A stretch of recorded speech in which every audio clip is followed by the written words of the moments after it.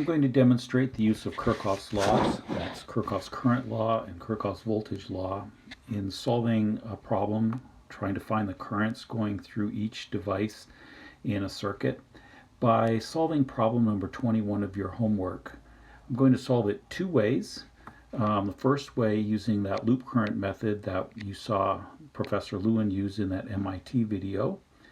And then I'll also solve it using another method that I oftentimes used as an engineer by writing loop and node equations directly from Kirchoff's laws. You'll see in this case that actually looks like Professor Lewin's method probably is a little easier in this case, but on the other hand, that method I used as an engineer was rather straightforward, seeing what's going on as well. So I'll demonstrate both of those methods. To start off with, we see that in this particular circuit there are three loops that are easily seen in here, and so I have labeled those as loop A, loop B, and loop C. These are three independent loops. Notice that there are some branches of the circuit that are included in more than one loop. This branch in here in the middle there is a part of both loop A and loop B.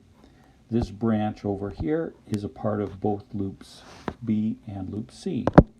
So we'll take that into consideration as we write the equations of what we do. Now, it turns out it's not absolutely necessary that you use those three loops. In fact, there are 6 possible loops that we have in that circuit. I actually showed that a little bit, and we'll be seeing that a little bit later in this video. But you can see here I've shown there are the 6 different loops. One loop is just that left-hand loop. A second possibility is that middle loop, and the third possibility is that right-hand loop, just as I pointed them out up above. But notice this one in yellow, there's a potential loop there that bypasses, doesn't bother to go through that middle branch there, but goes around 2 of those other loops. Loop 5 similarly goes through the 2 right-hand ones, and loop 6 goes all the way around the whole thing. So really you have 6 different possible loops to solve with. The thing is, you need to make sure when you solve your equations that you need to find independent loops that you can use to solve. I'll talk about that in a little bit later as well, what we mean by independent loops. But essentially, if you use these 3 inner loops, the left hand, the middle, and the right hand loop, that's no problem. We've got everything we need and we can solve that way.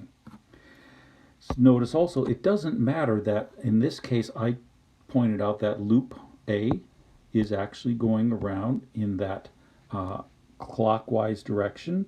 I wouldn't have to put it in that clockwise direction. I could have defined it going the other way. Similarly, loop B, just to be different, I had that going around in the counterclockwise way. Now, I could have made that in the clockwise way. Loop C, I also did in the counterclockwise way. It doesn't have to be that way. It could be the clockwise way. The only difference is that when you solve the resulting equations, the sign that you get, positive or negative, for the current in a loop tells you which direction is going, and if you end up with a positive current, that means you chose the direction as you defined your loop here at the beginning to be the correct direction of the current. If it's a negative, well, then it turns out that it would be in the opposite direction. By the way, ignore for a moment these little arrows that I have over at each of the current sources.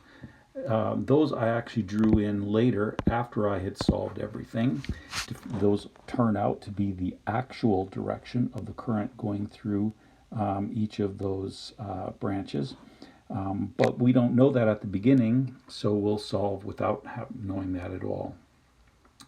Okay, so I need to go ahead and write the loop equations. So notice over here, I'm going to write the equations for loop A, that one on the left.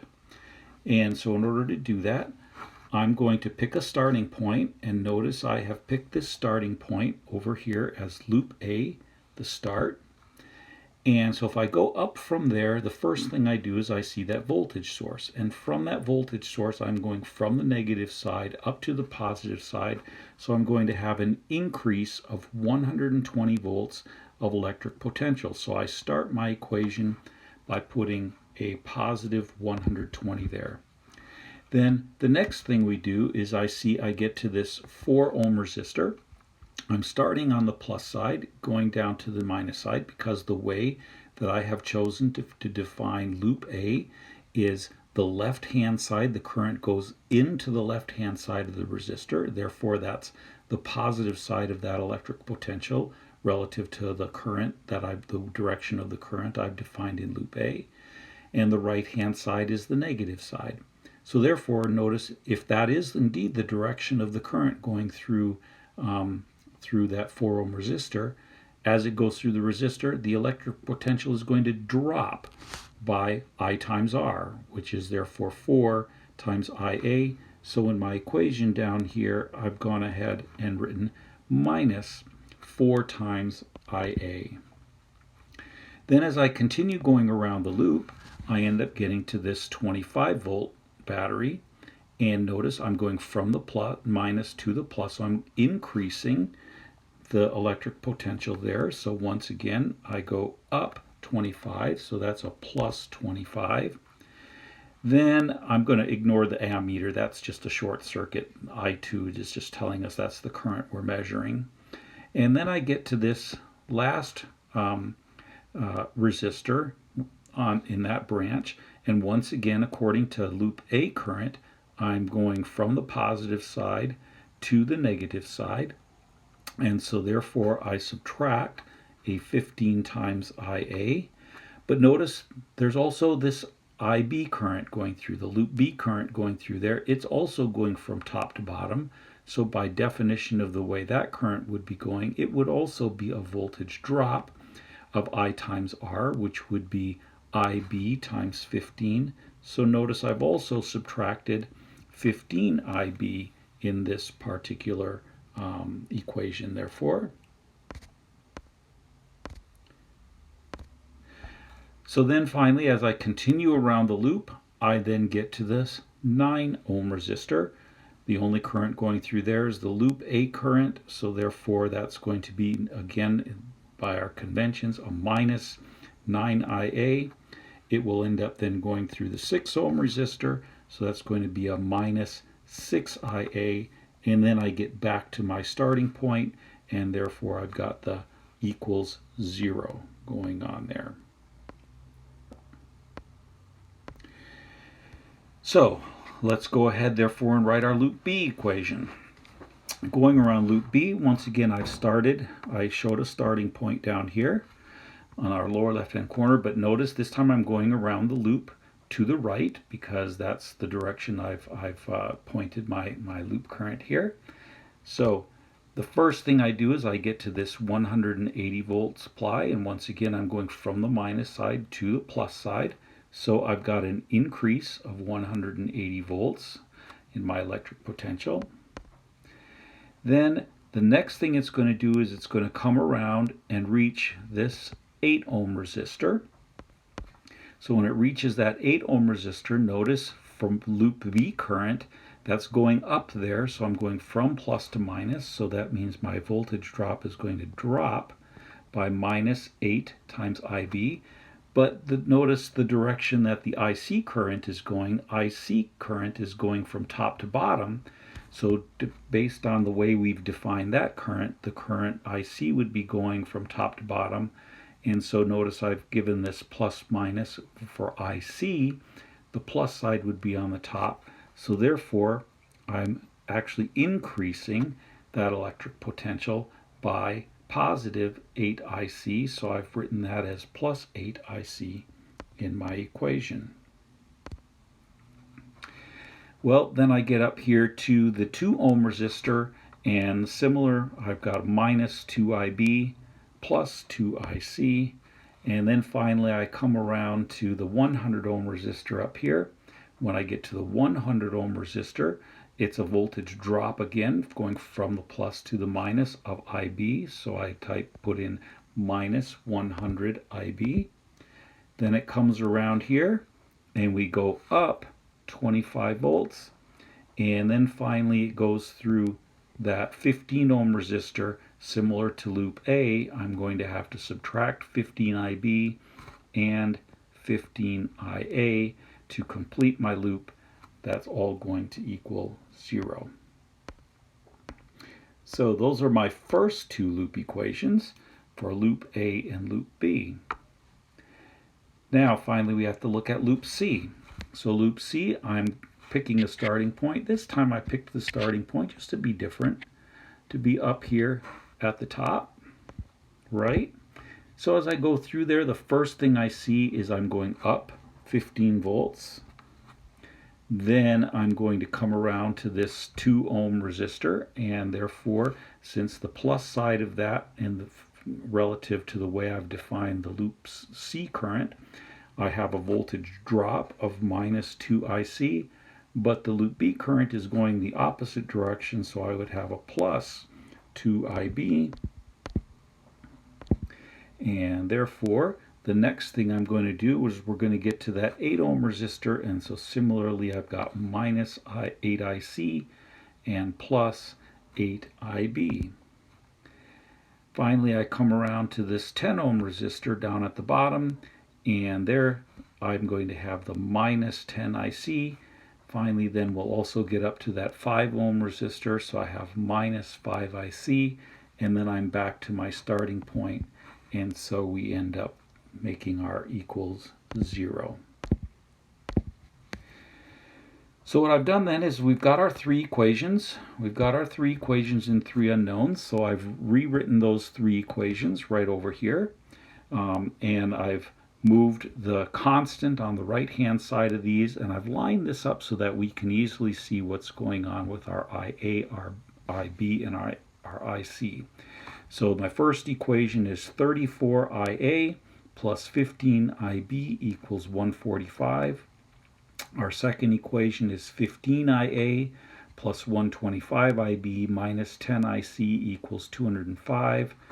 And my third equation is minus 10 IB plus 25 IC equals 15.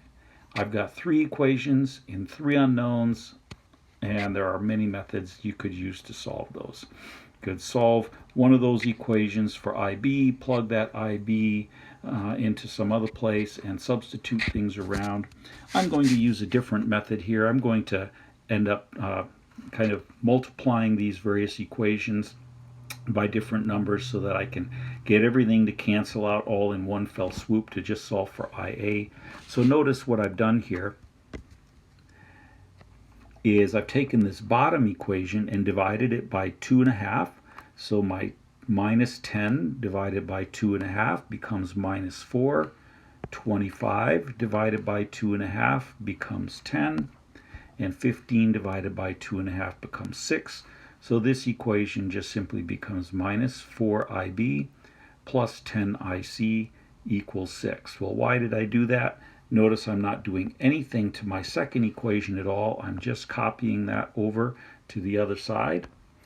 And therefore, that shows up as 15 IA plus 125 IB minus 10 IC equals 205. Well, notice if I add these two equations together, IC completely cancels out.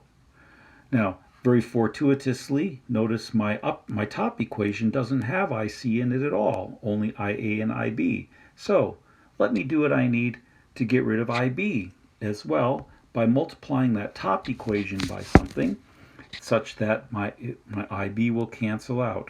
Well, notice what I have so far from those bottom two equations is I have 125 IB minus 4 IB, which is 121 IB. So I need to multiply that top equation by something to end up giving me minus 121 IB. And I can get that by multiplying that equation by minus 121 over 15. When I do that, notice my IA current becomes 34 times that minus 121 by 15. My IB is that minus 121 that I want, and the constant, the 145 on the other side, is just 145 times minus 121 over 15. So then when I add those three equations together, we've designed it so that the IBs cancel out, the ICs cancel out. All I need to do is add up the right-hand side, and you'll notice that comes out to minus 958.667. And on the left-hand side, all we've got is the IA, and it turns out that comes out to minus 259.267. Quick division tells us in the end that IA is equal to 3.6976. And although I'm carrying through that 4 significant figures, we really didn't have that many significant figures. So good, nice answer of 3.7 amps makes sense to actually record an answer. But I'm going to carry through those extra digits when we solve for the rest of these so that we have more accurate information in the end. Well, I can now plug that 3.6976 into my original equation that I had up here. Plugging that in, I get minus 34 times 3.6976 plus 15IB equals 145. So it's real easy to solve that for IB, and in fact IB comes out to be 1.2854 amps. Well, with that value for IB, I can easily plug it into that third equation, and I end up with, well, I've moved the minus 10IB, I've moved 10IB to the other side, so we see I've got 15 plus 10 times 1.2854, and that's going to equal 25 IC. So if you solve for IC, you will find that comes out to 1.1142 amps. So we know the 3 loop currents, but we're really asked to find, well, what are each of those currents, I1, I2, and so on, all the way up through I6? Well, you'll notice that essentially I1 is really IA. And in fact, since IA was a positive number, we know we chose the correct direction for IA, and so I1 is just equal to IA, which was that 3.70 amps. There's our I1. I2, well, let's see, what is I2? I2 we see is really a combination of IA and IB. In fact, it would be IA going down, IB also going down, so we need to add those two currents up, and when we add IA and IB, we get 4.98. They were both positive, so we were choosing the right direction and so on. So I2 in fact is going down, and it is just 4.98 amps. What about I3? Well, notice I3 is just going to be whatever our IB was. IB, we found that to be our 1.2854, so that is indeed what I3 is. Notice I4 is the same thing, only IB goes through that part of the loop down there. So I4 is also 1.2854. And notice I've put the directions up here because it's the same direction. Notice on the upper part there, that current must be going to the left. I3 and I4 must be going to the right, according to the way we chose our loop B. Well, notice I6 is really the same as IC. IC also came out to be a positive number, so I happen to have picked the correct direction there. So I6 is just equal to IC, which we found as our 1.1142. And finally, we get to I5. I5, notice that's going to be the difference between IB and IC, because say IB goes up, IC goes down. So I'm going to need the difference between those two. And since IB was 1.2854 and IC is smaller than that, 1.1142, we see that the current must be going up in I5. And when I subtract those two numbers, I get for I5 being approximately 0.17 amps in that upward direction. So there, we've solved for all of those currents going through there. we could take that information and actually figure out what the electric potential at each node in that circuit actually is. We haven't been asked to solve that at this point, so we'll just leave it there. So that's one method of using Kirchhoff's laws to solve that. Here's another way. Notice here I've labeled things a little bit differently.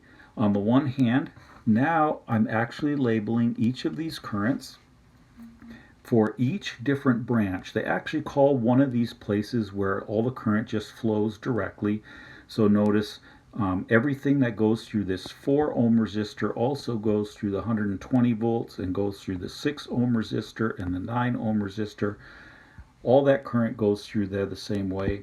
So therefore, that's one branch, and I'll call that I1. Then I called I2, well, actually, the problem itself labeled that as I2, and I've labeled this as I2 going down and I3 going to the right.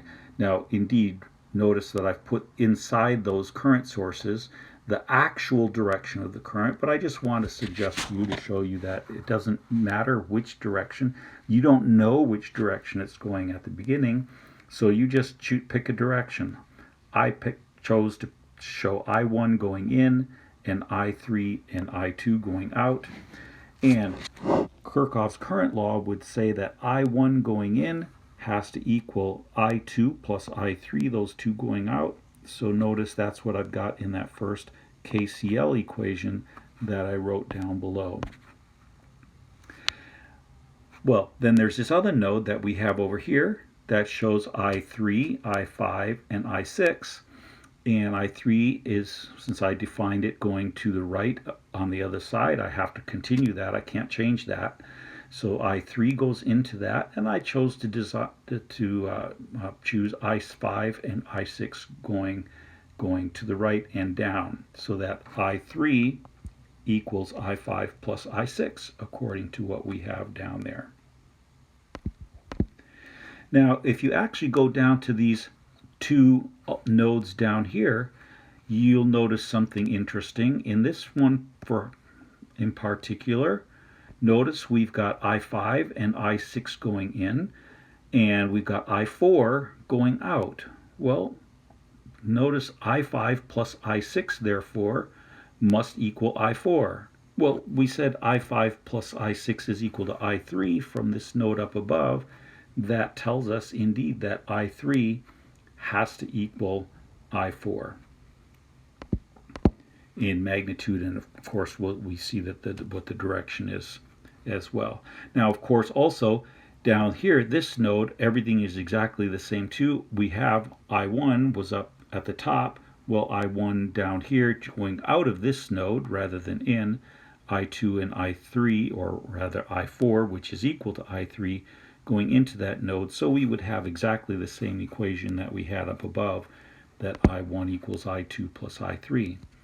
So notice what we ended up with here is I've got 3 equations, but I've got 6 unknowns. Actually, technically, I really have 2 equations and 5 unknowns, because we did figure out that I3 has to equal I4.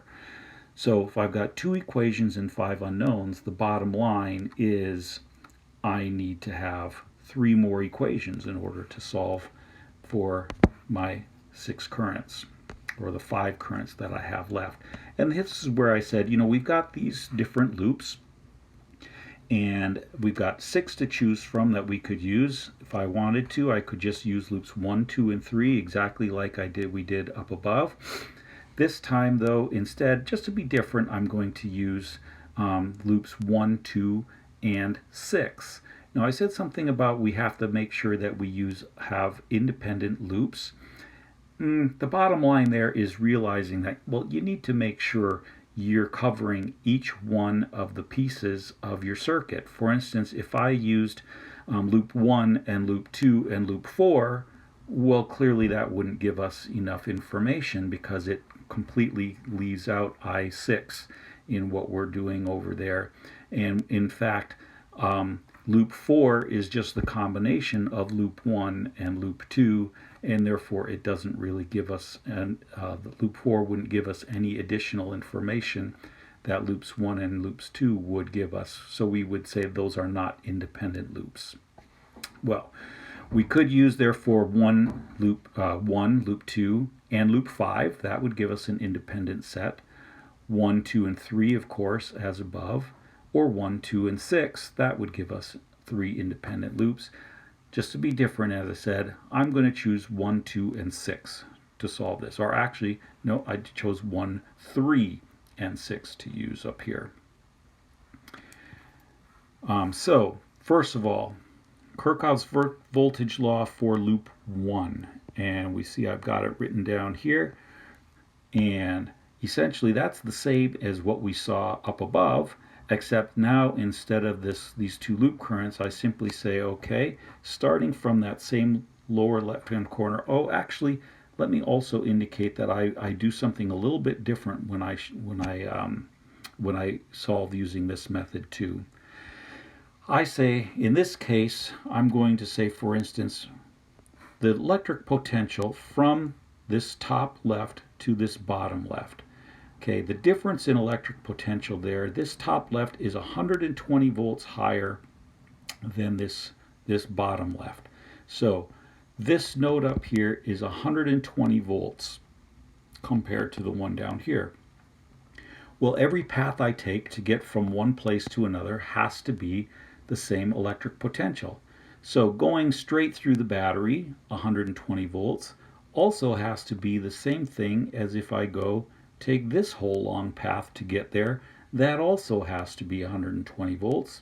So what I've done is I've said 120 volts is equal to, well, I've got my IR here, which is going to be I1 times 4.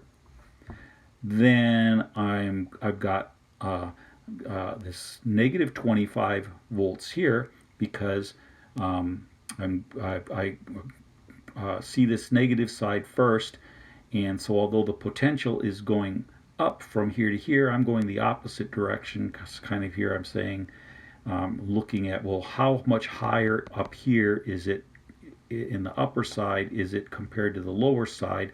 Just like I said, 120 up here compared to down there, it's a higher voltage.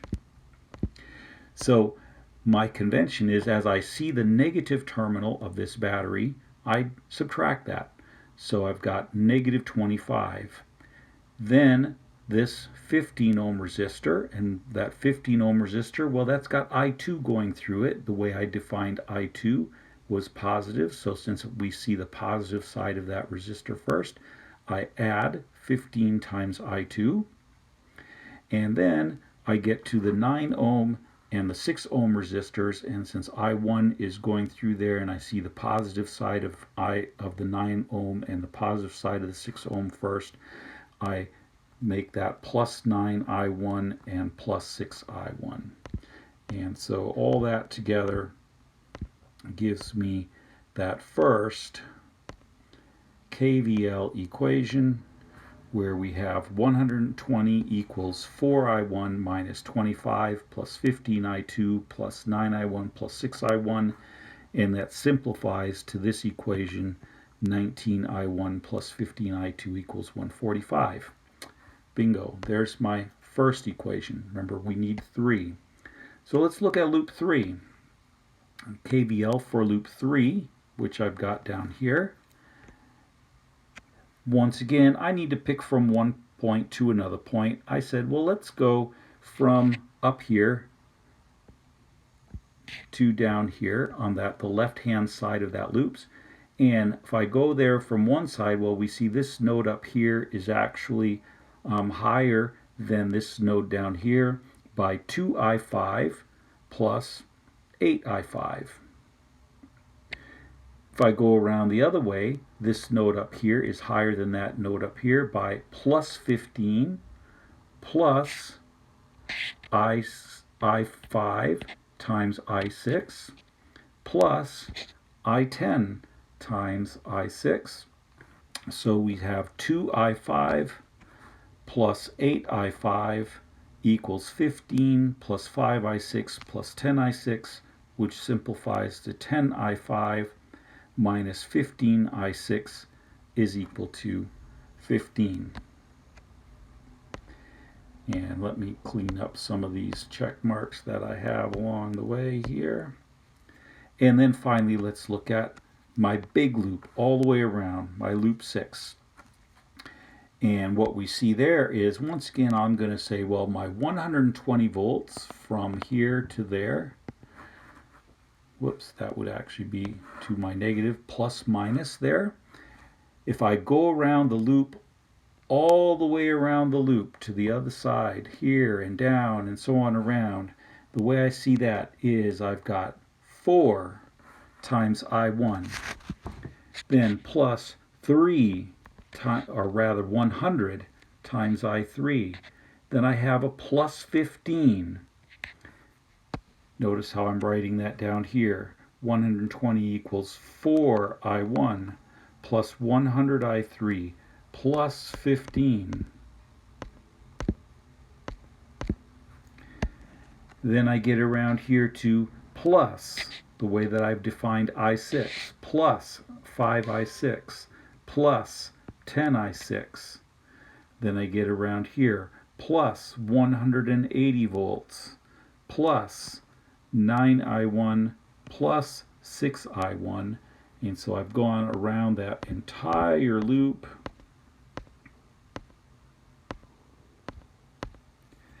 ending up with this equation down here, which simplifies to 19I1 plus 100I3 plus 15I6 equals minus 75. So once again, I've got now 5 equations in 5 unknowns. That doesn't seem easier than 3 equations in 3 unknowns, which makes me think, maybe Professor Lewin's method was a little bit easier to solve here than this one. On the other hand, I've always found it beneficial, at least for the way that I have solved them. I make fewer mistakes when I explicitly point out all the various numbers of the current and make up equations this way. As it turns out, though, we can solve this now any way you want. 5 equations and 5 unknowns. With some experience, you see different ways to look with. What I started here was with KVL 3. I started out there and solved, and since I saw that therefore I5 is going to equal to 1.5 plus 1.5 I6, and therefore using KCL2, that gave me I3 is equal to 1.5 plus 2.5 I6. Notice therefore I've got I5 and I3 both in terms of I6. Well, then I went to KVL 6, this equation here, and I plug in my I1 and I3, and so notice I have only I6 in that equation there, therefore, because they were all in terms of I6, or let's see, KVL 6 gives me therefore my 19 I1, so I plugged in my values for I1, that would be 1.5 plus 1.58 I6, plus 100 I3, that value for I3, plus 15 I6, and actually this was I5, not I1, so 19 I1 plus this simplifies to that, and so now I have an equation for I1 in terms of just I6. So notice now I've got an equation for I5 and an equation for I3 and an equation for I1, all in terms of I6. If I then use all these numbers to plug into my KVL1 equation, or rather, my KVL1 equation, I can solve for get a value for I2. So plugging all those numbers in eventually gets me to this value for I2 in terms of just I6. And finally, therefore, I can substitute all those things back up into my KCL1 equation, which was just I1 equals I2 plus I3. And when I do that, I end up for an expression that has only I6 as a variable in it, and I solve and find that I6 equals negative 1.1142. So remember what the negative sign means is I had defined I6 as going to the right, but since this was a negative number, it really says, aha, really that current was going to the left. And so I've also drawn that arrow in the I6 circle out here, actually going up rather than down the way that I had written the equation. So we've got that I value, that value for I6. Now all I need to go is go through to all those different equations where we have of I1, I2, I3, which we know is equal to I4, and I5, and we get these values that I've shown below here. The negative signs meaning, of course, that the current, the actual direction of the current, was the opposite of the direction that I chose. So since I1 and I2 are positive numbers, but I3, I4, and I5 are negative numbers, we see therefore that I chose right for my direction of I1. I chose correctly for my direction of I2, but I3 and I5 and I4 are the opposite direction from what I had said in the start. So that gives us two different ways of solving our using KCL and KVL to solve for all the currents in a loop. Once we know all those currents, we can figure out any voltage anywhere, because we know that for each resistor we just have a voltage drop of I times R, and we already know what those various voltage sources are that were given in there. Now sometimes we're actually given problems where we need to figure out what some voltage was in the loop or what some resistor value was in the loop. So essentially you're finding some of the value you would have been given some of the currents, and you have to do some of the thinking backwards to solve in that direction. Anyway, that's our completion of problem number 21, two different ways. You will find which way works easiest for you, is the best way for you to solve problems as you work through and prepare for the AP exam.